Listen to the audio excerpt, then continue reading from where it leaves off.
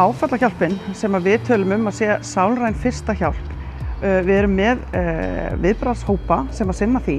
Við erum með 8 hópa, 155 sjálfboðaliða sem bregðast við þar og þegar kallið kemur þegar áföllin dynja yfir.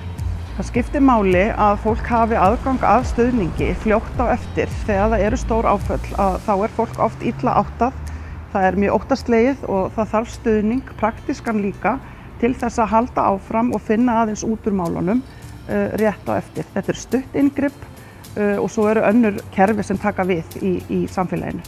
Mitt hlutverk hjá Rauða krossinum er að hitta fólk sem hefur orðið fyrir einhverju áfalli. Við erum bara að hjálpa fólki sem hefur lent á vondustað einhver hluta vegna og við þurfum all aðstoð einhvern tímann. Við þurfum alltaf einhvern til þess að rétta okkur hjálparhönd.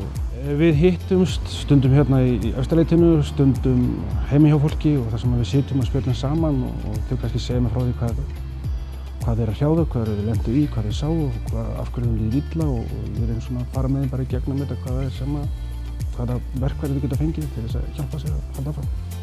Sá sálræni stuðningur sem Rauði krossinn býður upp á er í raun og veru fólginn í því að við þjálfum sjálfboðaliða okkur upp í því að geta veitt sálrænan stuðning í öllum verkefnunum sem við erum með. Ef við hugsum 1717 þá er verið að veita sálrænan stuðning þar og ef við hugsum önnur verkefni eins og Frú Ragnheiði þá er alltaf verið að beita þessari sömu aðferð.